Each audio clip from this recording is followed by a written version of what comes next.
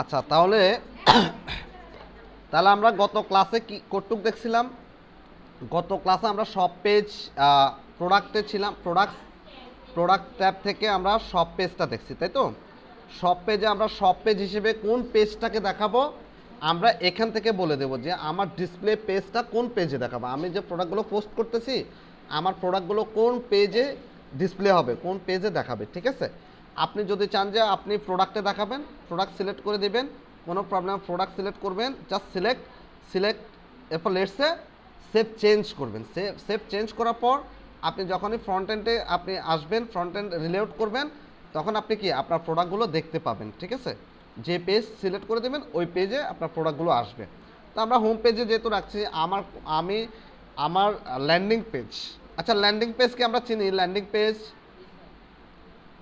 Page Ruba Khatun, landing page কি বলেন তো? কেউ বলতে পারবেন না? হ্যাঁ বলেন, জেরিন বলেন। হ্যাঁ,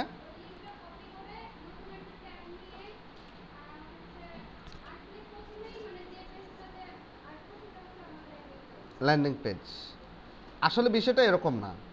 বিষয়টা আপনি হয়তো বুঝছেন বা অন্যভাবে বুঝছেন, আমি কালকে ওই যে কপি করে তারপর যেভাবে দেখাইছি ওটা বুঝছেন, ঠিক আছে? আর কেউ বলতে পারবেন ল্যান্ডিং পেজ কেউ বলতে পারবেন না? ল্যান্ডিং পেজ হচ্ছে আমরা যখন ওয়েবসাইটের, আমাদের যে ওয়েবসাইটের ইউআরএল অথবা ওয়েবসাইটের যে ডোমেন নেম, সেই ডোমেন নেম লিখে প্রথমে যে পেজে আমরা অবস্থান করি, ডোমেন নেম লেখার পরে কি আমরা একটা পেজে যাই না? একটা পেজ তো দেখাই। তো যে পেজটা আমরা প্রথমে দেখি সেটা হচ্ছে ল্যান্ডিং পেজ, মানে বিমান ল্যান্ড করে না, ওরকম আর কি, যে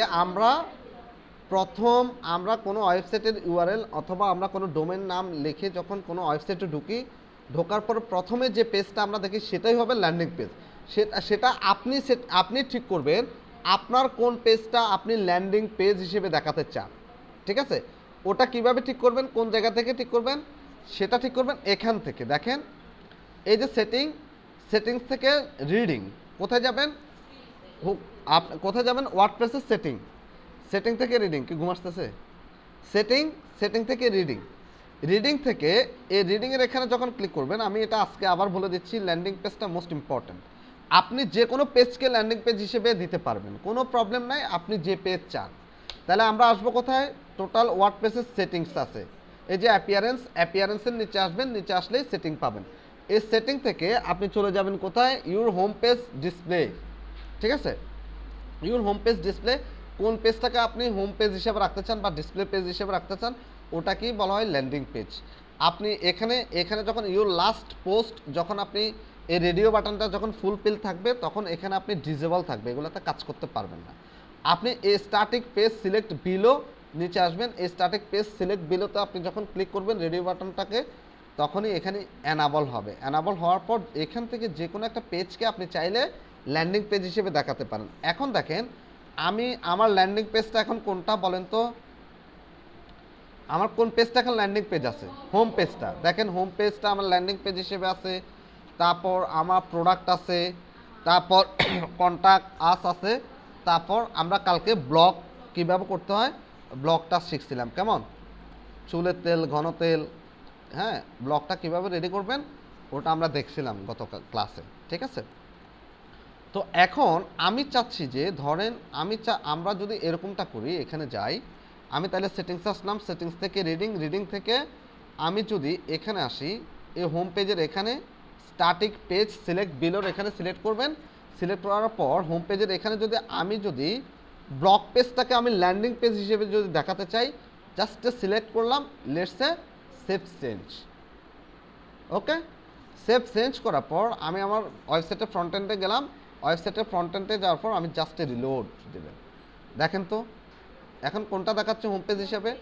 আমি যদি দেখেন, আমি যদি আমার ওয়েবসাইটের লিঙ্কটাকে কপি করি এখান থেকে, দেখেন জাস্ট ওয়েবসাইটের লিঙ্কটা হচ্ছে একটু কন্ট্রোল-C দিলাম, এরপরে আমি নতুন একটা ট্যাব নিলাম, পেস্ট করলাম, এন্টার প্রেস করলাম, দেখেন এখন ল্যান্ডিং পেজ হিসেবে কাকে দেখাচ্ছে? বুঝতে পারছি এবার বিষয়টা? এই দেখেন এখানে এখন বলতে পারেন যে স্যার এখানে এই কালারটা আসলো, আগে যখন আমরা ব্লগ পেজে ছিলাম ওখানে তো কালার ছিল না। এই কালারটা আসছে ওই জন্য যে পেজটাকে আমরা হোম পেজ হিসাবে বা হিসাবে দেখাতে চাই, আমরা কাস্টমাইজে গিয়ে এটাকে কিন্তু সেট আপ করে রাখছি। এই জন্য যে পেজটাকে আমরা দেবো সেই পেজে এই কালারটা চলে আসবে। এই কালারটা আমরা কাস্টমাইজ থেকে ঠিক করে দিলে চলে যাবে, ঠিক আছে?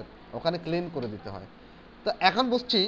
এরপর আমি যদি আবার হোম পেজটাকে ঠিক করে দিই, ঠিক করে লেটসে আপনি নিচে আসবেন, সেভ চেঞ্জ করবেন, সেভ চেঞ্জ করার পর এখানে এসে আবার রিলোড করেন, দেখবেন চেঞ্জ হয়ে যাবে। রিলোড করলাম, আসে না কেন?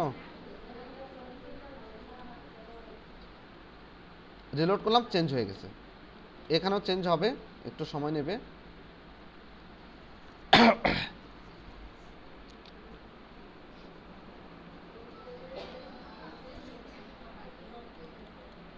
কি হয়েছে? লাইভ দেখতেছেন? মোবাইলে সাউন্ড করে কেন? আচ্ছা, এবার আমরা আবার রিলোড দিচ্ছি, আমাদের হোম পেজটা সেট আপ হয়ে গেছে। এরপর এরপর এরপর কি করবেন? এরপর আমরা আবার হুকমার্সের সেটিংসে যাচ্ছি। তাহলে ল্যান্ডিং পেজ এখন আমরা বুঝতে পারছি, clear? Landing page, home page অথবা ডিসপ্লে পেজ বুঝতে পারছি। Any question? কোশ্চেন যদি থাকে আপনারা নোট করেন, লাস্ট অপশনই বলবেন, লাস্টে বলবেন। এরপরে আমরা প্রোডাক্টে আবার যাচ্ছি, প্রোডাক্টে যাওয়ার পরে তাহলে ঠিক এখানে আমরা সব পেজ হিসেবে কোন পেজটাকে দেখাবো, যে পেজটাকে আপনি দেখাবেন সেই পেজটা সিলেক্ট করে দেবেন। এরপরে অ্যাড টু কার্ট, এখানে একটা ঘটনা ঘটবে, আমি আপনাদেরকে ঘটনাটা দেখাই।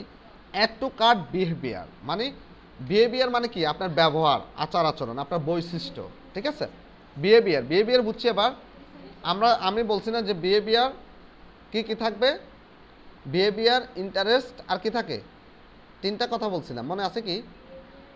ডেমোগ্রাফি, বিহেভিয়ার আর হচ্ছে ইন্টারেস্ট। এই তিনটা রিজনের উপর ডিপেন্ড করে সারা ওয়ার্ল্ড চলতেছে।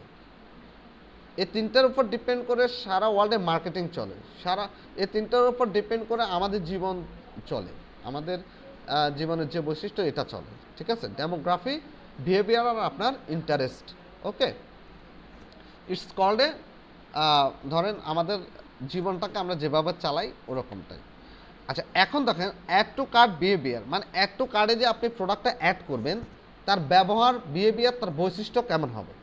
যেমন আমি আপনাদেরকে একটা কথা বলি, আপনারা ইয়েতে গেছেন না, এই যে সুপার শপে গেছেন? সুপার শপে গেছেন? বুঝিনি, স্বপ্নতে গেছেন না? এসএস রোডে।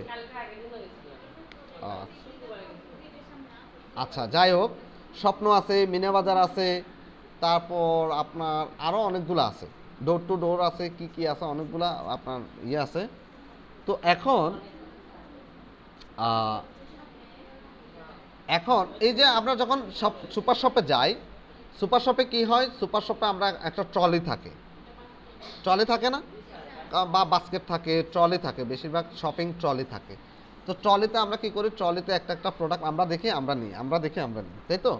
প্রোডাক্টটা নেওয়ার পরে এই প্রোডাক্টগুলো সব মানে অ্যাড টু কার্ট মানে কি? ট্রলিতে জমা করতেছি। এটা হচ্ছে এক ধরনের অ্যাড টু কার্ট।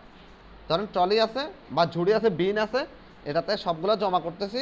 জমা করার পর আমরা কোথায়? কাউন্টারে নিয়ে আসি। কাউন্টারে নিয়ে আসার পর ওরা এটাকে কি করে? চেকিং করে, তাই তো? এটা সফটওয়্যারের মাধ্যমে ওরা স্ক্যান করে যে এটার প্রাইস কত। হ্যাঁ, সবগুলো প্রাইস ওরা আস্তে আস্তে একটা করে স্ক্যান করার পর ওরা আমাদেরকে একটা বিল দেয়, এরপর প্রোডাক্টগুলো প্যাকেট করে দেয়, তাই তো?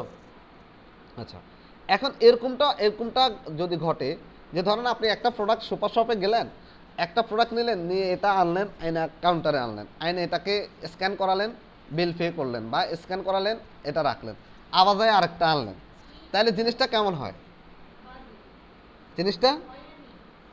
হয়রানি হবে। বা কাস্টমার কি হবে না? কাস্টমার বিরক্ত বোধ করবে না? কাস্টমার বিরক্ত হবে, তাই তো? এখন আমরা সুপার শপ করি আর অনলাইন বিজনেস করি অথবা ই কমার্স, আমরা ওয়েবসাইট ডিজাইন করি বা ই কমার্সে আমরা ওয়েবসাইট তৈরি করি। ঠিক আমাদেরকেও ওয়েবসাইট তৈরি করতে অথবা ই কমার্স প্ল্যাটফর্মটা রেডি করতে আমাদেরকেও কাস্টমার যাতে বিরক্ত না হয় সেই বিষয়টা অবশ্যই আমাদের মাথায় রাখতে হবে। আপনার ওয়েবসাইটটা যদি ইউজার ফ্রেন্ডলি না হয়, আপনার ওয়েবসাইটটা যদি ঢুকে মানুষ যদি বুঝতে না পারে, মানুষ যদি সহজে ব্যবহার না করতে পারে, তাহলে মানুষ সেটাকে সহজে নেবে না, মানুষ সেটা ব্যবহার করবে না, বলবে যে এটা ডিসকাস্টিং, এখান থেকে কিনবই না। ঠিক আছে, আপনি অনেক ভালো প্রোডাক্ট বিক্রি করেন, কোনো প্রবলেম নেই, কিন্তু আপনার অগোছালো জিনিস কেউ নেবে না।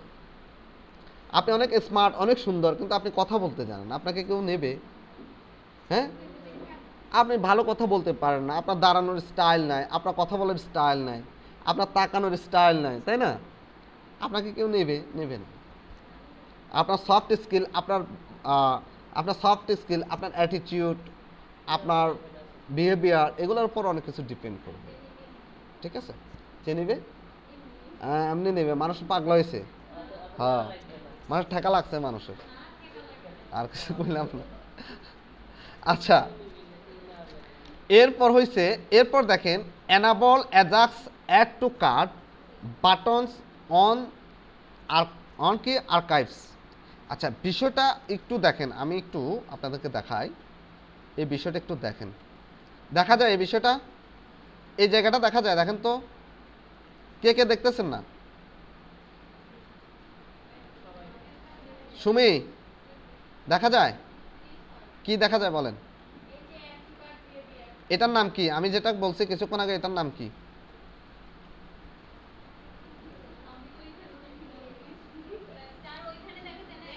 তো ওখানে দেখলে তো হচ্ছে, ক্লাসে অ্যাটেনশন নাই তো। এনাবল অ্যাজাক্স, আমি আবার বলতেছি, দেখেন, enable Ajax add to cart buttons on কি আর্কাইভস।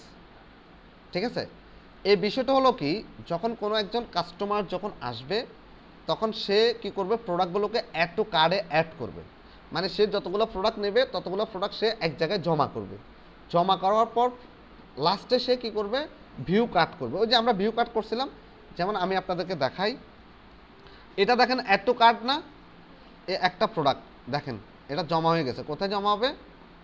আপনার ইয়েটা আসে না, দেখায় না, ভিউ কার্ডটা দেখায় না,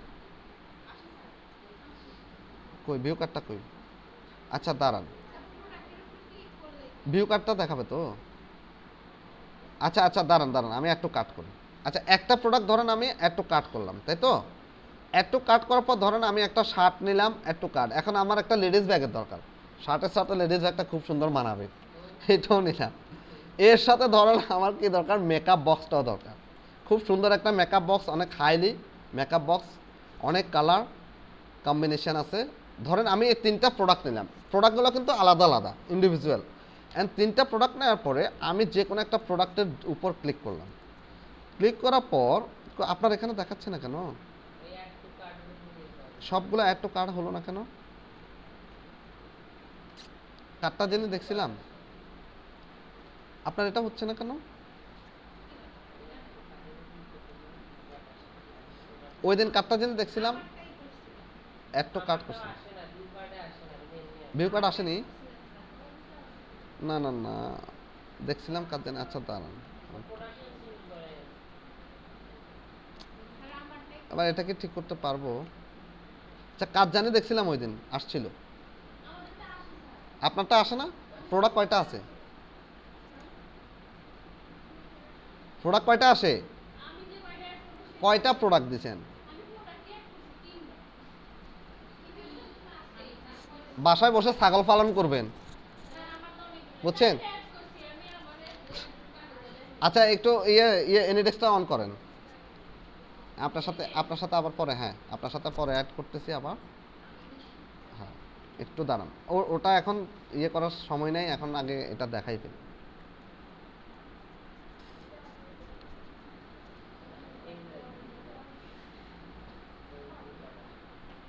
আসছে না? এই সুমি, আসছে কই? ভিউ কার্ড আসছে, ভিউ কার্ড, দাঁড়ান আমি দেখি, দাঁড়ান আপনাকে আবার রিকোয়েস্ট দিচ্ছি। আমি ওই দিন দেখছিলাম তো, ভিউ কার্ডটা আসে, তা আমি দেখতেছি না যে এখানে ডাবল, ও আচ্ছা করতে হবে, হ্যাঁ ভুলে যাই, ভুলামান তো, ওই মেমোরি পড়াইছি না, ভোলাটাইল মেমোরি আর নন ভোলাটাইল মেমোরি নাকি, এই অ্যাকসেপ্ট করেন আবার।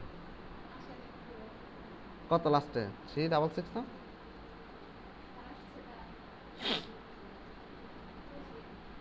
কেউ কাজ করবেন না এখন, কেউ কাজ করবেন না, স্টপ রাখেন, আমি কাজ শেষ করি, তারপর দেখেন, শুধু বুঝেন, কাজ করতে পারবেন। আচ্ছা এটা দাঁড়ান, আমরা আবার একটু ব্যাকে যাই, ওই জানি। হ্যাঁ দেখান তো এটা, হ্যাঁ আবার দেখান। আমি ছেড়ে দিছি, হ্যাঁ দেখেন, আপনি অ্যাড টু কার্ট করেন। হ্যাঁ অ্যাড টু কার্ট করার পর এ অ্যাড টু কার্ট, আচ্ছা এ ভিউ কার্ড, ঠিক আছে। এই ভিউ কার্ডে আসার পর যতগুলো প্রোডাক্ট আমি লিস্টিং করছি, মানে যতগুলো প্রোডাক্ট আমি অ্যাড টু কার্ট করছি, সবগুলো প্রোডাক্ট দেখেন এখানে জমা হয়ে গেছে, ঠিক আছে। এখন এখানে এখানে কোয়ান্টিটি দেননি না, এগুলোতে দেননি তো, মেকআপ বক্সে কোয়ান্টিটি দেননি তো। আচ্ছা যাই হোক, সবগুলো প্রোডাক্ট এখানে একসাথে হয়ে গেছে না। একসাথে হওয়ার পর এখানে সে আমাদেরকে টোটাল দেখাচ্ছে, ঠিক আছে। তার মানে কি সবগুলো প্রোডাক্ট আমরা কি করছি, ঝুড়ি ছিল, ঝুড়িতে অ্যাড করছি, অ্যাড টু কার্ট করে করে অ্যাড করছি, অ্যাড করার পর সবগুলো প্রোডাক্ট এক জায়গায় এসে আমাদেরকে দেখাচ্ছে। এটা এরকম হয় কেন?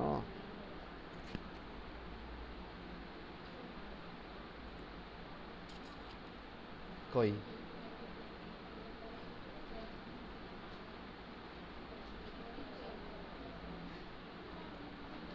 এটা এরকম হয় কেন? আচ্ছা অ্যাড টু কার্ট করে দেখাচ্ছে, এরপরে লাস্টে কার্ট টোটাল দেখাচ্ছে, দেখেন লাস্টে কার্ট টোটাল দেখাচ্ছে, সাব টোটাল হচ্ছে এত $16,800। ওর বাবা রে, টোটাল হচ্ছে $16,800। ও টাকা ছিল না। আচ্ছা কারেন্সি তাইলে চেঞ্জ করে দিচ্ছি এখন। কোথায় থেকে না চেঞ্জ করব,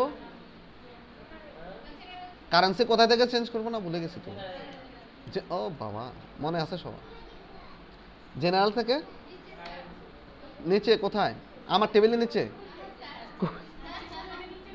তাহলে কোথায় আরো নিচে নামবো, এখানে না। এই তো গুড, এই তো সবাই পারে দেখি, সবাই এত ভালো কেন, ঘটনা কি? হাওয়া দিচ্ছেন না। Save change, just save change করলাম। সেভ চেঞ্জ করার পর এখন আমরা যদি একটু রিলোড করি তাহলে হয়তো চেঞ্জ হওয়ার সম্ভাবনা আছে, দেখি।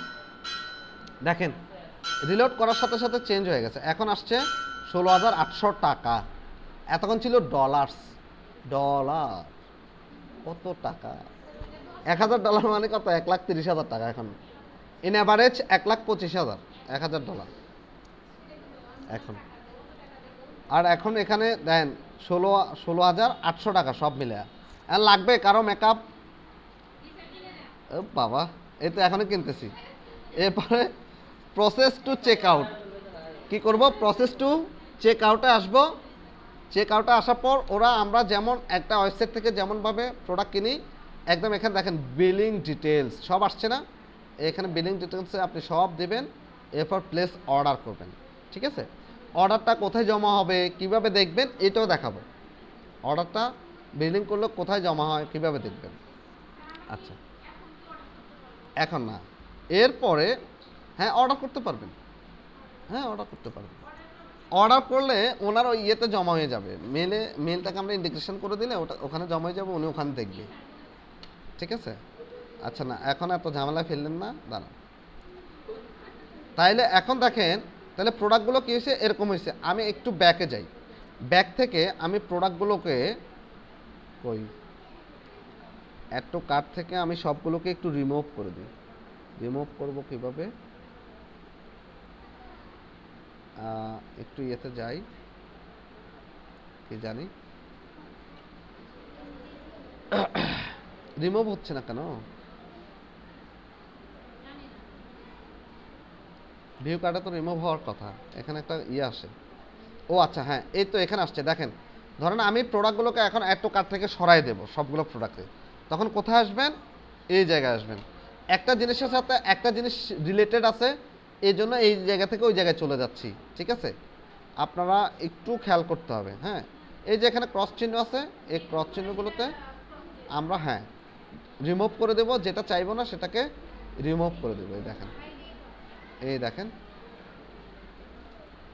আমরা কোনো প্রোডাক্টে এখন আর রাখতেছি না, অ্যাড টু কার্ডে কোনো প্রোডাক্ট রাখতেছি না, এটা খালি করে ফেলছি। এবার এবার আমরা কি করব, এবার আমি আমার ওয়ার্ডপ্রেসে যাচ্ছি, ওয়ার্ডপ্রেস থেকে প্রোডাক্টসে যাচ্ছি, প্রোডাক্ট থেকে আমি চলে যাব কোথায়, এর টিকটা উঠিয়ে দেবো, এর টিকটা দিচ্ছি, redirect to the cart page after successful addition. ঠিক আছে, মানে ও বলতেছে যে আপনি যখন একটা প্রোডাক্ট যখন অ্যাড করবেন, অ্যাড করার পরে আপনাকে সরাসরি রিডাইরেক্টিং করে সে কোথায় নিয়ে যাবে, একদম কার্ট পেজে নিয়ে যাবে। দেখেন কি ঘটনা ঘটে, ঘটনাটা কী ঘটে আমরা একটু দেখি। সেভ চেঞ্জ করছি, save change, let's say save change করতে হবে। ঠিক আছে, সেভ চেঞ্জ করার পর আমরা জাস্ট রিলোডে যাচ্ছি। শুধু বুঝেন, ক্লাসটা শুধু বুঝেন। কি হলো, বাবু কোত্থেকে আসলো? আচ্ছা, এরপর দেখেন এখন আমি অ্যাড টু কার্ডে যাচ্ছি। দেখেন ও কি করে, দেখেন সরাসরি কোথায় নিয়ে আসছে। ঘটনাটা আবার বুঝছেন, আগে ছিল, আগে প্রোডাক্টগুলো অ্যাড হয়েছিল, এবার যখন আমি প্রোডাক্টটাকে অ্যাড, আবার দেখাচ্ছি আপনাদেরকে। দেখেন আগে প্রোডাক্টগুলো একটা একটা করে অ্যাড করতে পারতাম না, এখন দেখেন ধরেন এই প্রোডাক্টটা আমি এখন অ্যাড টু কার্ডে গেলাম, এই দেখেন ডিরেক্ট আমাকে কোথায় নিয়ে আসছে, অ্যাড টু কার্ড পেজে নিয়ে আসছে না, আগে কিন্তু এটা ছিল না। ঠিক আছে, তো এখন ক্লায়েন্ট বা বায়ার যদি আপনাকে বলে, অথবা আপনার কোম্পানির সিস্টেম যদি এরকম থাকে যে যে আপনার কাস্টমার আসবে, একটা প্রোডাক্ট অ্যাড টু কার্ট করবে, একটা প্রোডাক্টে তাকে রিডাইরেক্টিং করে সাব টোটালে নিয়ে আসবে, মানে কার্ট পেজে তাকে সরাসরি নিয়ে আসবে। যদি এরকমটা হয় তাহলে কাস্টমার কী হতে পারে, বিরক্ত হতে পারে।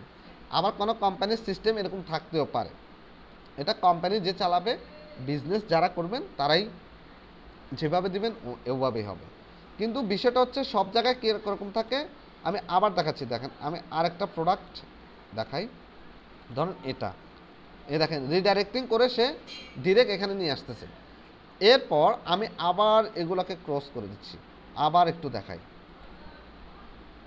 ক্রস করে দিলাম, আমি একটু রিলোডে গেলাম, আমি হোম পেজে আসলাম, হোম পেজে আসলাম। কেমন, হোম পেজে আসার পর এবার আমি আবার প্রোডাক্টে আসলাম, কোথায় জানি প্রোডাক্ট, কোথায় জানি এটা ভুলে গেছি তোরে ভাই, কই কই অ্যাড টু কার্ট কই, ও আচ্ছা অ্যাড টু কার্ট বিহেভিয়ার, তো এটা পুরোটা বলতে হবে না, অ্যাড টু কার্ট বিহেভিয়ার। এবার এটাকে উঠিয়ে দিলাম, এবার এটাকে উঠিয়ে দিলাম, উঠে দেওয়ার পর আবার অ্যানেবল অ্যাডার্স করে দিলাম, অ্যানেবল অ্যাডার্স,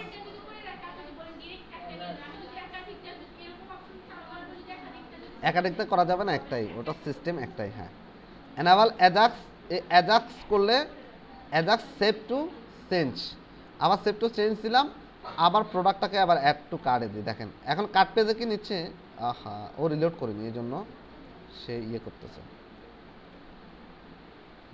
এবার আমরা অ্যাড টু কার্ডে যাই, এ অ্যাড টু কার্ড, এবার দেখেন তো সে রিডাইরেক্টিং করে কি অ্যাড টু কার্ড, কার্ড পেজে ডিরেক্ট নিয়ে যাচ্ছে, এবার আর নিচ্ছে না। বুঝছি বিষয়টা, তাহলে AJAX add to card, AJAX আর হচ্ছে redirecting to add to card. এ দেখেন এখানে redirect to the card page after successful addition, মানে একটা অ্যাড করবেন, এটাতে যদি টিক দিয়ে সেভ চেঞ্জ করে অ্যাড টু কার্ড ক্লিক করেন, একটা অ্যাড করবেন, সে আপনাকে কার্ড পেজে সরাসরি নিয়ে যাবে। আর যদি এনাবল অ্যাজাক্সে থাকে তাহলে কি হবে, আপনার একসাথে অনেকগুলো প্রোডাক্ট আপনি অ্যাড টু কার্ট করবেন, অ্যাড টু কার্ট করবেন, সেটা ভিউ কার্ডে জমা হবে। বুঝতে পারছি। এখন আবার আমি দেখেন 3টা 4টা সবগুলো অ্যাড করতেছি, সবগুলো জমা হচ্ছে। জাস্ট লেটসে আমি যে কোনো একটা প্রোডাক্টের উপর ক্লিক করব, প্রোডাক্টের উপর ক্লিক করলে অ্যাড টু কার্ডে ক্লিক করব, আমরা দেখতে পাবো ও ভিউ কার্ড এখানে আছে। হ্যাঁ, ভিউ কার্ডে ক্লিক করব, জাস্ট যত প্রোডাক্টগুলো আমরা এখানে অ্যাড করছি সব প্রোডাক্টগুলো দেখাচ্ছে। এবার বুঝছি, ক্লিয়ার? আচ্ছা, কেমন ক্লিয়ার, পানির মতো না শরবতের মতো? কোয়ান্টিটির পরিমাণ আপনি এখানে কোয়ান্টিটি দেননি, যে জায়গায় দেননি সে জায়গায় আসেনি, তা আমি তো একটাই আছে, আমি তো চাইলে এখানে বাড়াতে পারি, কোনো প্রবলেম নেই। হ্যাঁ, আপনি বাড়াতে পারবেন, এখানে যে 2টা চাইলে 2টা, 3টা চাইলে 3টা, একটা চাইলে একটা, এখানে বাড়াবেন, এখানে অটো রেট বাড়বে, অটো টাকা বাড়বে। হ্যাঁ, আর যেগুলোতে দেননি ওগুলোতে কোয়ান্টিটি, এটাতে দেননি কোয়ান্টিটি দেননি, এই জন্য এটাতে কোয়ান্টিটি অ্যাড করা যাচ্ছে না। ও মনে করতেছে একটা প্রোডাক্টই আছে, এই একটা প্রোডাক্ট নিয়ে নিছে। বোঝা গেছে এই বিষয়টা একটু কিরকম বোঝা গেছে? পানির মতো না শরবতের মতো?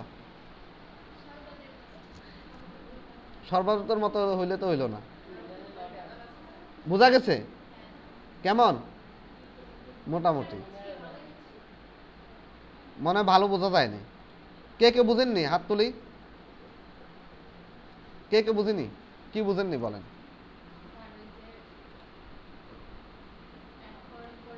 জোরে বলতে হবে, জাতি শুনবে না।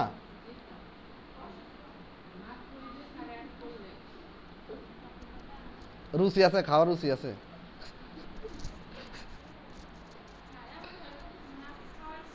বলেন আপু বলেন।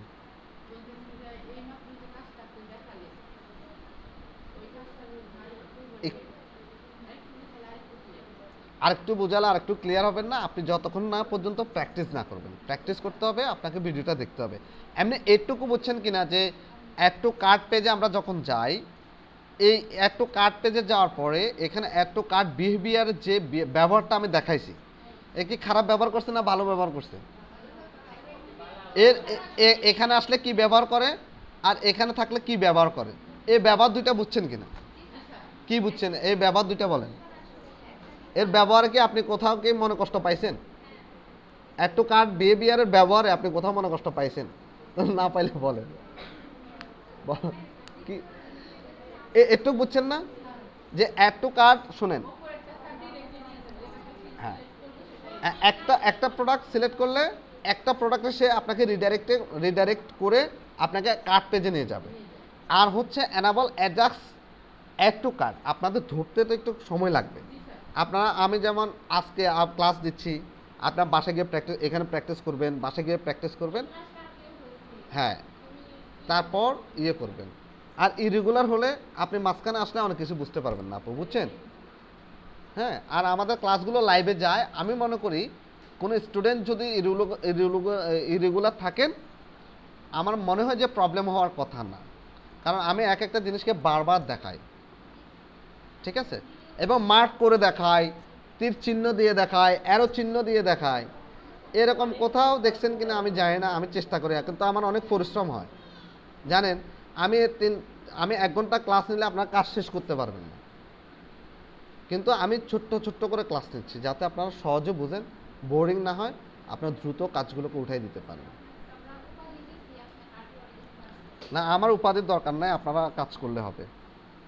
আচ্ছা, তারপর হচ্ছে এখন বুঝছি। হ্যাঁ, একটু ভিডিওটা দেখলে আরও বুঝতে পারবেন, কাজ করলে আরও ক্লিয়ার হবে। আচ্ছা, প্লেস হোল্ডার ইমেজ, এখানে যে প্লেস হোল্ডার ইমেজ আছে, সে প্লেস হোল্ডার ইমেজের ভিতরে আমরা যে প্রোডাক্টগুলোকে পোস্ট করতেছি, এখানে দেখেন প্লেস হোল্ডার ইমেজ। এই প্লেস হোল্ডার ইমেজের ভিতরে আমরা যে প্রোডাক্টগুলো পোস্ট করতেছি, এখানে 83টা আপনি সেট করছেন, এখানে তো 32টা ছিল। কালকে মনে বাড়াইছিলাম নাকি, গতকালকে বাড়াইছি। আচ্ছা, এখন দেখেন এই প্লেস হোল্ডার ইমেজের কাজ কি। প্লেস হোল্ডার ইমেজের কাজ হলো আমরা যে এখানে যে আমরা প্রোডাক্টগুলো অ্যাড করতেছি, আমি একটু হোমে যাই। হোমে যাওয়ার পর আমাকে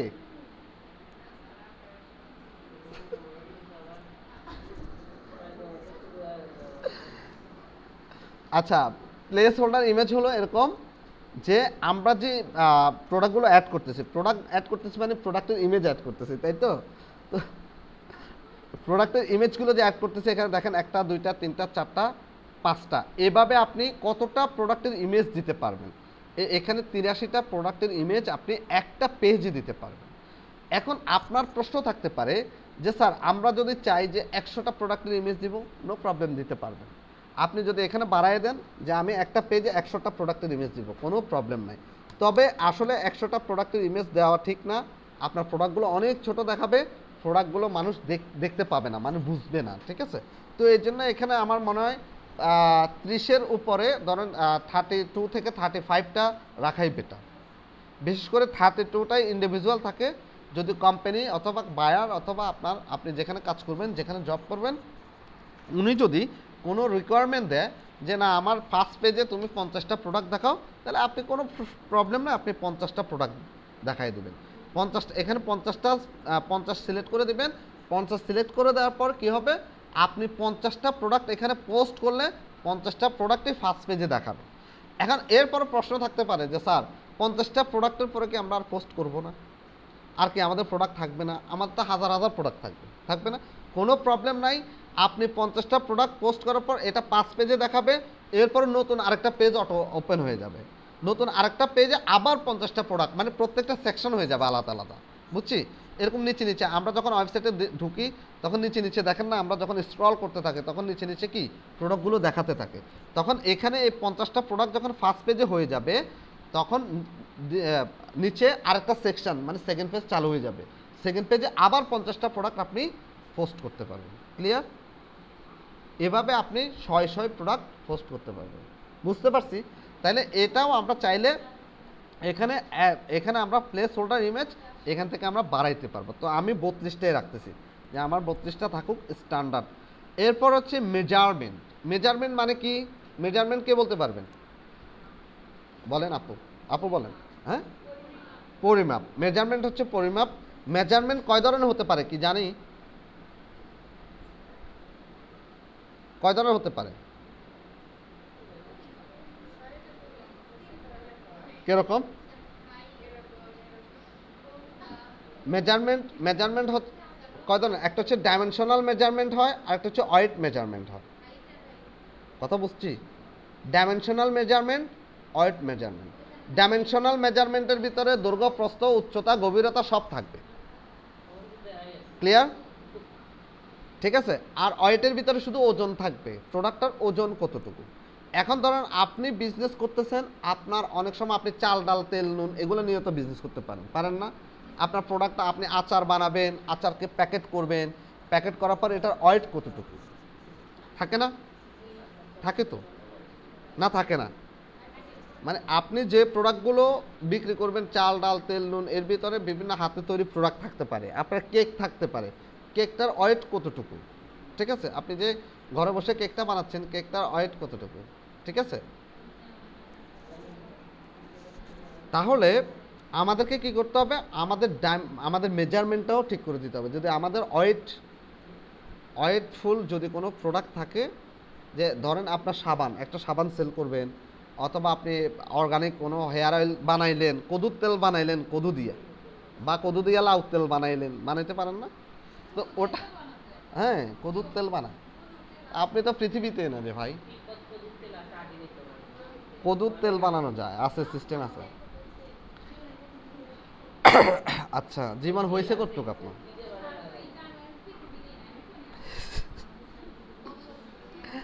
আচ্ছা, তাইলে কি করবেন? ধরেন তেলটা ওয়েট আছে না? অর্গানিক সাবান তৈরি করবেন, ওয়েট আছে। মানে বিভিন্ন জিনিস আপনারা যদি তৈরি করেন অথবা অন্য কোনো কোম্পানি থেকে সোর্স করে নিয়ে আসি বিক্রি করেন, তাহলে সেটার ওয়েট থাকবে। আপনি একটা ক্রিম সেল করতেছেন, সেটার ওয়েট কতটুকু, কত গ্রাম, এটাও থাকতে পারে। তো এখন এই যে ওয়েট কি হবে? ওয়েট ইউনিট, এটাকে আপনি কি হিসাবে দেখাতে চান? কেজি হিসাবে দেখাতে চান? কিলোগ্রাম, গ্রাম, এলবিএস, ওজেড। তো বিশেষ করে কেজি এবং গ্রাম এগুলোই বেশি চলে। এখান থেকে আপনি ঠিক করে দিতে পারবেন। ডাইমেনশন ইউনিটে আপনি মিটার, সেন্টিমিটার, ইঞ্চি এগুলো আপনি দিতে পারেন। ঠিক আছে? আপনি ধরেন আপনি কাটা কাপড় সেল করেন, এখন কাটা কাপড়টাকে আপনি মিটারে সেল করেন না ইঞ্চিতে সেল করেন? ঠিক আছে? আপনারা জানেন কিনা জানি না, যারা বিজনেস করে, দোকান করে, তারা কিন্তু কাপড়টা মিটারে কিনে, গজে সেল করে। মিটার কত কত কত ইঞ্চি 1 মিটার জানেন? জানেন না? আপনি জানেন? এই মেঘলা জানেন? মনে নাই? 39.37 ইঞ্চি 1 মিটার, 37 ইঞ্চিতে 1 মিটার। আপনি খাতা দেখতে হবে। ঠিক আছে? তাহলে এই মিটারকে গজ হচ্ছে কত? 36 ইঞ্চি 1 গজ, 3 ফুটে 1 গজ, 3 × 36, 3 ফিটে 1 গজ। তাইলে দেখেন ওরা কিভাবে লাভ করতেছে। আপনার লাভটা আপনাদেরকে বুঝাই দিচ্ছি। ওরা বলে শুধু লাভ নাই। কেমনে লাভ করে আমি আপনারা বুঝাই। যে ওরা কাপড়টা কিনতেছে কিভাবে? যে কাটা কাপড়, মানে ওরা তো কিনে, রোল কিনে, কাপড় রোল কিনে। তো কাপড়টা কিনতেছে ওরা মিটার হিসাবে, 100 মিটার, 150 মিটার, 50 মিটার, 60 মিটার। হ্যাঁ, তো মিটার কিনে এনে এরা আপনাদের কাছে বিক্রি করতেছে কিভাবে? গজ হিসাবে। তাহলে প্রতি মিটারে উনি কতটুকু সেভ করতেছে? 3 ইঞ্চি করে সেভ। তাহলে 100 মিটারে কত ইঞ্চি সেভ? এবার হিসাব করেন। 100 মিটার 300 ইঞ্চি সেভ না? তো 300 ইঞ্চি মানে কত গজ? এবার বের করেন। কত টাকা ওখান দিয়ে প্রফিট, কিনতেও প্রফিট, বিক্রি করতেও প্রফিট। কিনতে মিটারে কিনছে, গজে বিক্রি করতেছে, ওখানে প্রফিট। বিক্রি করতে আপনার কাছ থেকে 10 টাকা দামে বেশি বিক্রি করতেছে, উনি 60 টাকায় কিনছে, আপনার কাছ থেকে 65 টাকায় বিক্রি করতেছে, তাই লস আছে। বিজনেস হচ্ছে জাস্ট টেকনিক অ্যান্ড আইডিয়া, ঠিক আছে? যদি আমি বিজনেস করি নাই তবে এরকমটাই হয় আমার ধারণা আর কি। এমনটা না, আপনি যদি কোনো প্রোডাক্ট কিনতে যদি লাভ না করতে পারেন, বিক্রিতে লাভ করতে পারবেন না। আপনাকে কিনতেও লাভ করতে হবে, বিক্রিতেও লাভ করতে হবে। কারণ আপনি একটা প্রোডাক্ট কিনছেন বেশি দাম দিয়ে বিক্রি করতে পারবেন না। মার্কেট আপনাকে যাচাই করে কিনতে হবে, কাজ করতে হবে, ঠিক আছে? আচ্ছা, এরপর হচ্ছে তাহলে আপনার ডাইমেনশন ইউনিটটা কিসে রাখবেন? সেন্টিমিটার রাখবেন, মিটার রাখবেন, না কিসে রাখবেন? আপনি এখানে এমএম মানে মিলিমিটার, এমএম মানে কি মিলিমিটার, আরগুলা ইঞ্চি মানে ইঞ্চি, ওয়াইড মানে স্কোয়ার ওয়াইড না কি জানি না, ভুলে গেছি। তারপর সেন্টিমিটার মানে সেন্টিমিটার, সেন্টিমিটার তো বুঝি না, সেন্টিমিটার। আচ্ছা, তারপর হচ্ছে এনাবল রিভিউ। এবার আসেন কি আছে, এনাবল রিভিউ। এখন এনাবল প্রোডাক্ট রিভিউ, আপনার প্রোডাক্টে কি কেউ রিভিউ দিতে পারবে? রিভিউটা কি, কীরকম হয় রিভিউটা বলেন তো? রিভিউটা হচ্ছে জাস্ট এ নাম্বার বা রেটিং, না সরি, রিভিউ রেটিংকে আলাদা আছে, show verified on enable product review. হ্যাঁ, আচ্ছা সরি, রিভিউ হচ্ছে কি, কে কমেন্টস করবে আপনার প্রোডাক্টটা অসাম ছিল, ড্রেসটা হ্যাবিট ছিল, লোকে লাইক ছিল, অসাম আপনার মেকআপ বক্সটা অসাম ছিল, এরকম কোনো কাস্টমার যদি ফিডব্যাক দেয়, কমেন্টস করে, সেটাকে আমরা বলবো রিভিউ। কি বলবো? রিভিউ। অথবা আমি এরকম প্রোডাক্টটা চাইছি, সেই রকম প্রোডাক্টটা পাইছি, মানে আমি এরকম প্রোডাক্টটা চাইছি, সেরকম প্রোডাক্টটা পাইছি, প্রোডাক্টটা ওরা আমাকে 100% প্রোডাক্টটাই দিছে। এগুলো হচ্ছে কি রিভিউ। এখন আপনি কি আপনার ওয়েবসাইটের মাধ্যমে কেউ কি রিভিউ দিতে পারবে কিনা, সেটা আপনি চান কিনা? যদি চান তাহলে অবশ্যই এনাবল প্রোডাক্ট রিভিউ। আমরা যদি এখান থেকে যদি টিকটা উঠাই দিই, আমরা যদি চেক বক্স থেকে যদি টিকটা উঠাই দিই, তাহলে দেখেন এনাবল প্রোডাক্ট রিভিউটা চলে গেছে, এখানে আর কেউ প্রোডাক্টের রিভিউ দিতে পারবে না। আর যদি না আপনি চান যে না, কেউ খারাপ বলুক কেউ ভালো বলুক, আমরা জানতে চাই, কাস্টমারের স্যাটিসফ্যাকশনটা আমরা নিতে চাই, কাস্টমার কি বলতে চায়, তাহলে আপনি প্রোডাক্টটা এনাবল করে রাখবেন, ঠিক আছে? এনাবল প্রোডাক্ট রিভিউ, এনাবল এখানে চেক বক্সে টিক দিয়ে রাখবেন, তাহলে যে কোনো কাস্টমার আপনার কি করতে পারবে, রিভিউ দিতে পারবে। এরপর দেখেন show verified owner level on customer review. এখন কারা রিভিউ দিতে পারবে, কারা রিভিউ দিতে পারবে? আপনি যদি শুধু স্পেসিফিক করে দেন যে যারা ভেরিফাইড কাস্টমার আছে, যারা ভেরিফাইড ওনার, যারা ভেরিফাইড কাস্টমার অ্যাকাউন্ট করে আমার এখানে অ্যাকাউন্ট করবে, অ্যাকাউন্ট করার পর যারা প্রোডাক্টটা কিনবে, শুধুমাত্র অ্যাকাউন্ট করার পর যারা প্রোডাক্টটা কিনবে তারাই কি দিতে পারবে, রিভিউ দিতে পারবে, মানে কমেন্টস করতে পারবে। কমেন্ট মানে তো বুঝি বাংলা না, কে বুঝি না বাংলা, কমেন্টের বাংলা কে বুঝি না, সবাই বুঝি। শর্মি আপু বলেন তো কমেন্টের বাংলা কি? মন্তব্য। আচ্ছা ঠিক আছে, খুব সুন্দর। তারপর হচ্ছে reviews can only be left by verified owner, ঠিক আছে? Reviews can only be left by verify owner. যারা ধরেন কি হলো, এরকম আমাদের এরকম অনেক কিছু ভেরিফাইড ওনার আছে, যারা 1 বছর আগে আপনার এখানে অ্যাকাউন্টটা করছে, কথা বুঝেন কিন্তু। Review can only be left by verified owner. Left মানে কি, সে ত্যাগ করে চলে গেছে, লেফট মানে ত্যাগ করে চলে গেছে। এখন 1 বছর আগে কোনো একজন আমার কাস্টমার ছিল, উনি আমার এই ওয়েবসাইটে আসছিল, ওয়েবসাইটে আসার পর উনি অ্যাকাউন্ট করে আমার এখানে একটা ভেরিফাইড অ্যাকাউন্ট হয়েছে, অ্যাকাউন্ট হোল্ডার হয়েছে, বা আমার ভেরিফাইড একজন কাস্টমার উনি ছিল।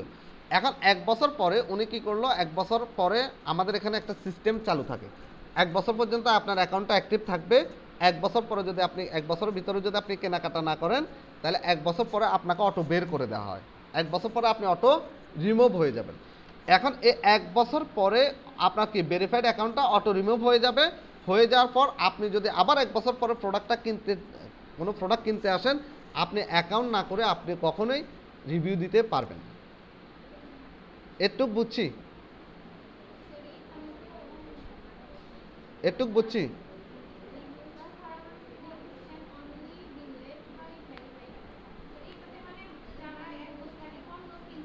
হ্যাঁ 1 বছর পর্যন্ত কিনছে ওটা দিতে পারবে, কিন্তু 1 বছর পরে দিতে পারবে না। ওটা এখানে তো বলা আছে যে ভেরিফাইড ওনার হলে সে লেভেলে আসবে, মানে সে রিভিউ দিতে পারবে। হ্যাঁ, এরপর দেখেন, এরপর কি আছে, প্রোডাক্ট রেটিং আছে, enable star rating on reviews. এখন আপনি কি চান যে এই স্টার রেটিংটাকে কেউ স্টার দেখ, কেউ স্টার দিতে পারুক, মানে কেউ প্রোডাক্টে কি রেটিং দিতে পারে। রেটিংটা কি আমরা যেমন 1 star, 2 star, 3 star, 4 star, 5 star, যে অনেক সময় দেখবেন 2 স্টার থাকে, 3 স্টার থাকে, প্রোডাক্টটা যখন বেশি ভালো থাকে তখন 5 স্টার দেয়। ঠিক আছে, তো এটা হচ্ছে এই স্টার দেওয়াটা হচ্ছে কি, কেউ যদি রেটিং দেয় কমেন্টসে, কেউ যদি রেটিং দেয় সে 5 স্টার দিল নাকি কেমন রেটিং দিল, সেটা আপনি যদি চান নিতে পারবেন, না চাইলে টিকটা উঠাই দেবেন, কেউ আপনাকে কি রেটিংটা দিতে পারবে না। এরপরে start rating should be required not optional. তাহলে start rating should be required not optional মানে কি, যাবে না, মানে কোনো প্রোডাক্ট না কিনলে অথবা কোনো প্রোডাক্ট তিনি যদি ব্যবহার না করে, তাহলে প্রোডাক্ট যদি তিনি ক্রয় না করা পর্যন্ত উনি কি করতে পারবে না, উনি স্টার রেটিং দিতে পারবেন। উনি প্রোডাক্ট কিনবে, ব্যবহার করবে, তারপরে স্টার রেটিং দেবে, ওনার মন্তব্য জানাবে। বুঝতে পারছি? উনি প্রোডাক্টটা হাতে পাওয়ার পর একটা কনফার্মেশন আসবে, কনফার্মেশন আসার পর ওয়েবসাইট বুঝতে পারবে যে অমুক লোক এই প্রোডাক্টটা পাইছে, তখনই উনি স্টার রেটিংটা দিতে পারবে।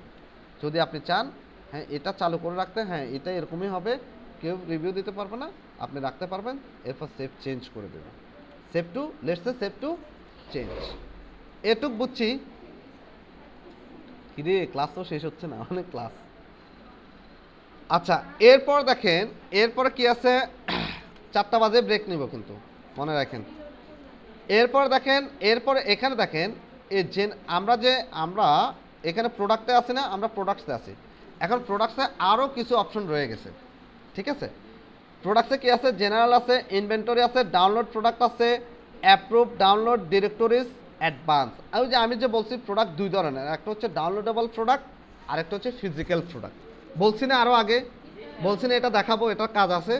এই দেখেন, ইনভেন্টরিতে আসেন, আপনি যদি প্রোডাক্টসে যান, প্রোডাক্ট থেকে এই একটু নিচে আসলে দেখবেন ইনভেন্টরি। আমরা যদি ইনভেন্টরিতে যাই, প্রথমে ইনভেন্টরিটা দেখি। এই ইনভেন্টরিতে আমরা দেখেন ম্যানেজ স্টক।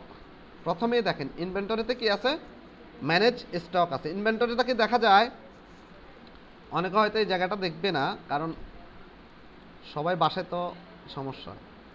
এই ইনভেন্টরি, এই downloadable product, approved, download, directories, advance, এ দেখেন আসছে না, পাইছি।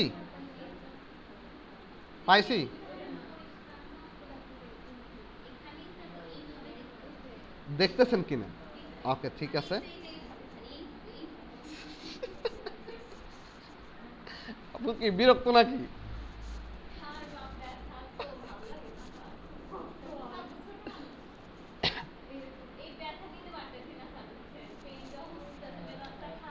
আপনি শুধু চুপ করে আমার কথাগুলো শুনেন, গল্প শুনেন। আচ্ছা, এরপর ম্যানেজ স্টক, এই জিনিসটা ইম্পর্টেন্ট। এই জিনিসটা দেখেন, এই বিষয়টা দেখেন প্লিজ আপু, একটু আমাকে সুযোগ দেন। এখানে দেখেন কি আছে, ইনভেন্টরি। ইনভেন্টরিতে কি আছে ওই জানি, ম্যানেজ স্টক আছে না, এই দেখেন আসছে না, এই যে ইনভেন্টরি ম্যানেজ স্টক, এই ম্যানেজ স্টকের এখানে আসবেন। এখানে আসার পর অ্যানাবল স্টক ম্যানেজমেন্ট, আর এখানে আছে কি হোল্ড স্টক মিনিটস। এখানে কি আছে 60 মিনিট বা 60 সেকেন্ড হতে পারে। আচ্ছা যাই হোক, এখানে দুটো অপশন আছে, দেখেন এই দুটো অপশন সম্পর্কে আমি একটু আলোচনা করি। Manage stock, enable stock management, আপনি কি স্টক ম্যানেজমেন্টটা করবেন কিনা। দেখেন যেহেতু আমরা একটা অনলাইনে বিজনেস করতেছি, অনলাইনে আমরা একটা ওয়েবসাইট তৈরি করতেছি, একটা ই কমার্স ওয়েবসাইট, যেহেতু আমরা ওয়েবসাইটের মাধ্যমে আমাদের প্রোডাক্টগুলো সেল করব, সেহেতু আমরা কি করব, আমাদের স্টকটা কিভাবে রাখবো। সাধারণত আমরা যদি ম্যানুয়াল যারা ব্যবসা করে, ম্যানুয়ালি যারা দোকানপাট করে, তারা কিন্তু কি করে, যে তারা কতগুলো প্রোডাক্ট আছে, কতটুকু প্রোডাক্ট সেল করলো, সে কিন্তু খাতায় লেখে। ঠিক আছে, খাতায় লেখে, ওখান থেকে বাদ দিয়ে আবার স্টকটা দেখে, যে আজকে সারাদিনে আমার 10টা সাবান ছিল, 5টা সেল হয়েছে, 10টা শ্যাম্পু ছিল, 2টা সেল হয়েছে, আর কতটা স্টকে আছে। এটা কিন্তু একজন রিয়েল বিজনেস যিনি করেন, ওনার সিস্টেমে এমন যে ওনার কতটুকু প্রোডাক্ট স্টকে আছে, কতটুকু প্রোডাক্ট উনি সেল করছে। তো যারা ম্যানুয়ালি বিজনেস করে তারা কিন্তু খাতা মেনটেন করেই চলে যে ওনার কতটুকু প্রোডাক্ট ছিল, কতটুকু প্রোডাক্ট সেল হয়েছে। এখন আমরা যেহেতু অনলাইনে বিজনেস করতেছি, আমাদের যেহেতু সব কিছু অনলাইন, সেহেতু আমরা কি বসে বসে আমরা হাতে স্টক ম্যানেজমেন্ট করব? কোনো প্রয়োজন নাই। আমরা স্টক আমার ওয়েবসাইটের মাধ্যমে অটো স্টক ম্যানেজমেন্ট হবে। কি হবে? আমরা অটো স্টক ম্যানেজমেন্ট রাখবো। অটো স্টক ম্যানেজমেন্ট রাখলে কতটা প্রোডাক্ট সেল হলো, কতটা প্রোডাক্ট আছে, সেটা ওয়েবসাইট নিজেই বলে দেবে। অটো স্টক ম্যানেজমেন্টের মাধ্যমে সে নিজে বলে দেবে যে আপনার এতটা প্রোডাক্ট আজকে সেল হয়েছে আর এতটা প্রোডাক্ট আপনার স্টকে আছে। হ্যাঁ, লাস্ট স্টক শেষ হয়ে গেলে সে নোটিফিকেশান দেবে। তো কীভাবে দেখেন, এটার জন্য আমরা কি রাখবো? আমরা এনাবল স্টক ম্যানেজমেন্টটা আমরা চালু রাখতে চাই কিনা?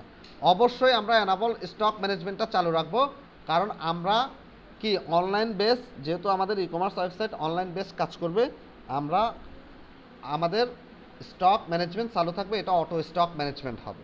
ঠিক আছে? এরপর দেখেন হোল্ড স্টক ম্যানেজমেন্ট। এখন দেখেন হোল্ড স্টক ম্যানেজমেন্টটা কি? ধরেন এখন একজন কাস্টমার আসলো, আমরা কি করে দেখেন অনেক সময় অফার থাকে, অনেক সময় অনেক প্রোডাক্ট থাকে।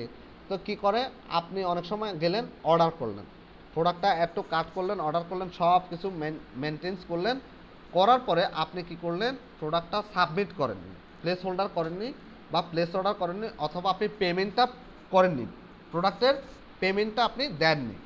এখন এই ক্ষেত্রে কী করলো, ঠিক আপনি যে সময় এই প্রোডাক্টটা অ্যাড টু কার্ডে নিলেন, আরেকটা কাস্টমার অথবা আরেকটা ক্লায়েন্ট ঠিক একই সময় এই প্রোডাক্টটা কিনতে চাচ্ছে। এখন যদি এরকম সিস্টেম থাকতো যে ধরেন আমার ওয়েবসাইটে যে কাস্টমার আসবে, সে কাস্টমার যে প্রোডাক্টটা অ্যাড টু কার্ডে নেবে, ওই কাস্টমার কেনা ছাড়া আমি ওই প্রোডাক্টটা অন্য কাস্টমার কিনতে পারবে না। তাহলে এতে কি আপনার সেলটা হবে? সেল ভালো থাকবে। কাস্টমাররা ওই প্রোডাক্টটা ব্লক করে দিছে, ধরেন অ্যাড টু কার্ডে নিল মানে ব্লক করে দিছে। ব্লক করার পর আপনার অন্য কাস্টমার এই প্রোডাক্টটা কিনতে চাচ্ছে, পারতেছে না। তাহলে দেখা গেছে এরপর ওই কাস্টমার, যে কাস্টমারটা প্রোডাক্টটা অ্যাড টু কার্ট করছে বা ব্লক করছে, সে কাস্টমাররা ওই প্রোডাক্টটা নেয়নি। তাহলে কি আপনার সেল হবে? সেল হইল না। ঠিক আছে? তো এখানে এই সিস্টেমটা হলো এরকম যে কোনো কাস্টমার একই প্রোডাক্ট যদি কিনতে চায়, সে অ্যাড টু কার্ট করবে। কার্ট টু করার পরে হয় সে 1 ঘন্টার ভিতরে অথবা সে 60 সেকেন্ডের ভিতরে, যদি এখানে সেকেন্ডের হিসাব, এখানে কোনো ঘন্টা মিনিটের হিসাব নাই, অনলাইনে হবে সেকেন্ডের হিসাব। ঠিক আছে?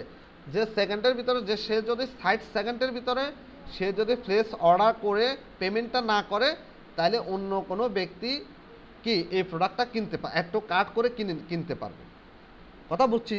ওই অ্যাড টু কার্ট তার 60 সেকেন্ড পরে তার থেকে আর নেবে না, মানে তার জন্য অপেক্ষা করবে না।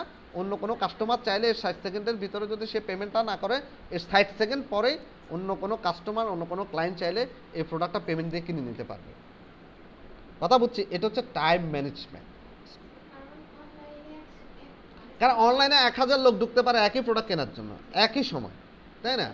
তো এরকমটা যদি সিস্টেম থাকতো যে একজন ক্লিক করলো, একটু কাট করলো, সে পেমেন্ট না করা পর্যন্ত অন্য কেউ কিনতে পারবেন, তাহলে আপনার কোনো প্রোডাক্টই সেল হবে না। কথা বুঝতে পারছি? ক্লিয়ার?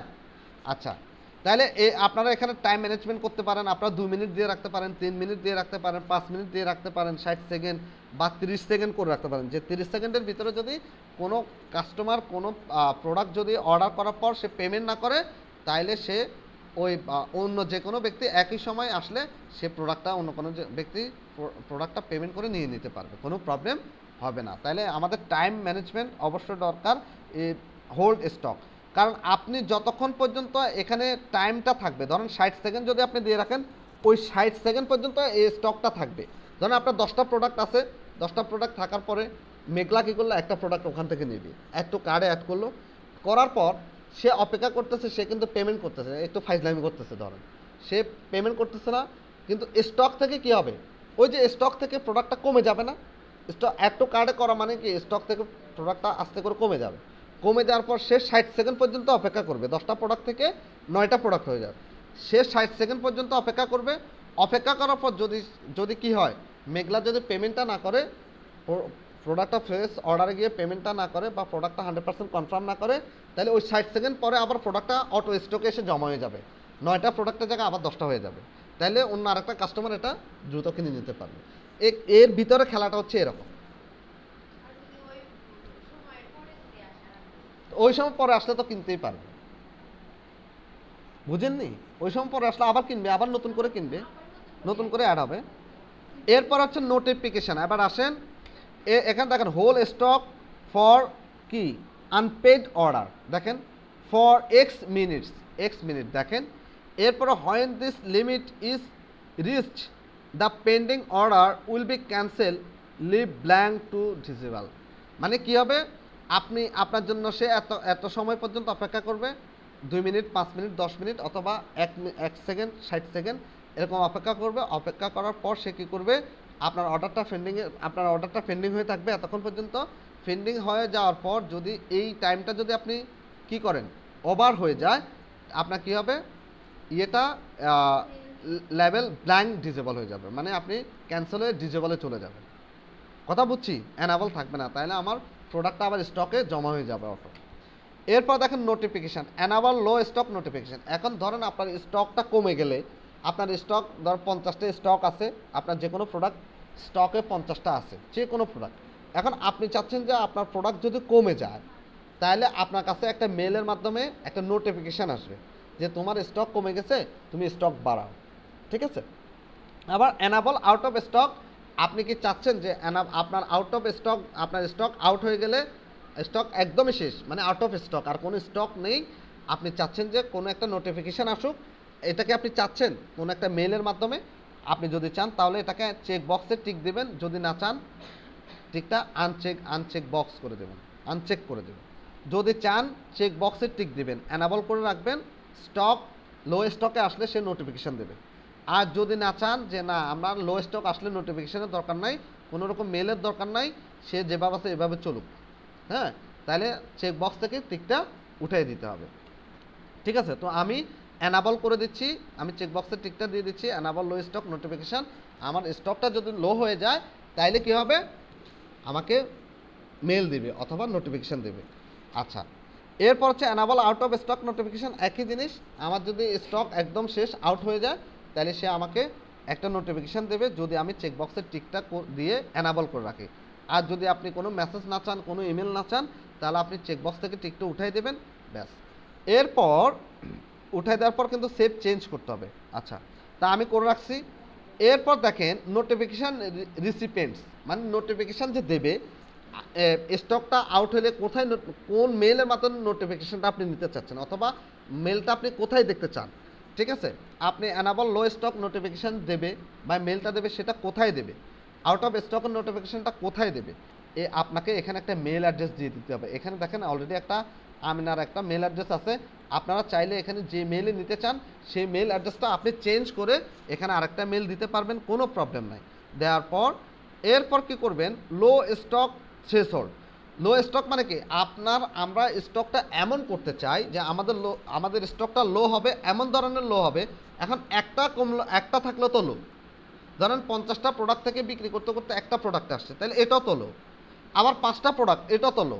এখন আমি এমন একটা কন্ডিশন অ্যাপ্লাই করতে চাই যে আমার লো স্টক থ্রেশহোল্ডে, যে আমার স্টক যখন 2টাতে নেমে আসবে, আমার 50টা প্রোডাক্ট আছে, 48টা প্রোডাক্ট আমি অলরেডি সেল করে ফেলছি, আমার আর অবশিষ্ট প্রোডাক্ট 2টো আছে, এটা লো স্টক হিসেবে সে নেবে। যখনই 2টা স্টকে নেমে আসবে, মানে আর 2টা প্রোডাক্ট থাকতে আমাদেরকে সে কী করবে, ওই নোটিফিকেশানটা দেবে যে your stock is low, your out of stock. Out of stock আসবে না, আউট অফ স্টক একদম জিরো হয়ে গেলে তারপর দেখাবে। এই যে এখানে আছে দেখেন লো, এই দেখেন আউট অফ স্টক থ্রেশহোল্ড, মানে স্টক যখন জিরো হয়ে যাবে তখন সে আপনাকে মেসেজ দিবে your this product out of stock, আপনাকে একটা মেল দেবে। বুঝতে পারছি? সহজ না কঠিন? আচ্ছা, এরপর হচ্ছে আউট অফ স্টক ভিজিবিলিটি। আপনি যদি আউট অফ স্টকটাকে হাইড করে রাখতে চান, ভিজিবিলিটি কেমন রাখবেন, hide out of stock item from the catalogue. আপনি যদি আপনার স্টকটা ধরেন আউট হয়ে গেছে, এখন আউট হয়ে যাওয়ার পর ধরেন আমি আপনাকে বলি, ধরেন এই ব্যাগের ধরেন আপনার 20টা স্টক আছে আপনার কাছে, একই ডিজাইনের, ডিফারেন্ট কালার, একই ডিজাইন, একই মডেল, একই কোয়ালিটি, একই সব কিছু আছে, কিন্তু জাস্ট কালার ডিফারেন্টে 20টা ব্যাগ আছে। এখন 20টা ব্যাগ থাকার পর আপনি টোটাল সব ব্যাগগুলো আপনার সেল হয়ে গেছে। সেল হয়ে যাওয়ার পরেও ব্যাগটা দেখাচ্ছে। এখন আপনি চাচ্ছেন যে না, ব্যাগ যেহেতু নাই, এগুলো সেল হয়ে গেছে, এগুলার আসবে না, বা এগুলার স্টক নাই, বা এগুলার নাই, টোটাল এগুলা মার্কেট আউট, ঠিক আছে, মার্কেটও পাওয়া যাচ্ছে না। তখন আপনি যদি মনে করেন এই প্রোডাক্টটাকে আপনি দেখাতে চাচ্ছেন, এটাকে ডিজেবল করে রাখবেন, তাহলে আপনি কি করবেন, জাস্ট এখানে hide out of stock item from the catalogue, এই ক্যাটালগ থেকে আপনি এই স্টক আউট হয়ে গেলে ক্যাটালগ থেকে আপনি প্রোডাক্টটাকে ডিজেবল মানে হাইড করে দিতে পারবেন, এই প্রোডাক্টটার ক্যাটালগে বা আপনার ওয়েবসাইটে দেখাবেন। কথা বুঝছি? এরপরে আপনি কি করবেন, এখানে চেক বক্সে টিক দিয়ে রাখলে এটা এনাবল হয়ে থাকবে। এরপর আমরা দেখেন stock display format, stock display ফরম্যাটটা কেমন হবে, always show quantity requirement in stock 12 in stock. এরপরে এখানে আছে only show quantity requirement in stock when low, তারপর never show quantity remaining in stock. হ্যাঁ, স্টক যদি শেষ হয়ে যায় সে কখনো আর শো করবে না, আপনি যেরকমটা চান, ঠিক আছে। তো আমরা এরকমটা চাচ্ছি যে always show quantity remaining stock, মানে যতক্ষণ কোয়ান্টিটি থাকবে অতক্ষণ সে শোয়িং দেখাবে থাকবে। এরপরে আমরা লাস্টে কি করব, সেভ চেঞ্জ করব। আমি আবার রিক্যাপ করতেছি, বিষয়টা দেখেন। আমরা কি করছিলাম, আমরা প্রোডাক্টসে আসছি, আসার পর আমরা ইনভেন্টরিতে দেখলাম, ঠিক আছে, ইনভেন্টরি, আচ্ছা ইনভেন্টরি দেখলাম, ম্যানেজ স্টক দেখলাম, হোল্ড স্টক মিনিটস দেখলাম, নোটিফিকেশানগুলো দেখলাম, নোটিফিকেশান রিকোয়ারমেন্টে আপনি কোন মেলটা দিতে চাচ্ছেন, কেমন মেল রাখবেন, কোন মেলে আপনি ইমেলগুলো নেবেন সেটা দেখলাম, লো স্টক থ্রেশহোল্ড কেমন রাখবেন, আউট অফ স্টক থ্রেশহোল্ড কেমন রাখবেন, আউট অফ স্টক ভিজিবিলিটি কেমন থাকবে, স্টক ডিসপ্লে ফরম্যাটটা কেমন রাখবেন, সব কিছু করার পর সেটিংসগুলো রেডি করার পর লেটসে সেভ চেঞ্জ, ব্যাস সেভটাকে সেভ চেঞ্জ করে দিলাম। আমি সেভ চেঞ্জ করে দিলাম। বুঝতে পারছি? মাথার উপর দিয়ে যাচ্ছে না, মাথার উপর দিয়ে যাচ্ছে নাকি? আচ্ছা ঠিক আছে, হ্যাঁ ব্রেক নেওয়া দরকার, আমারও আসলে অনেক বেশি কথা হয়ে গেছে, একটু আমারও রেস্ট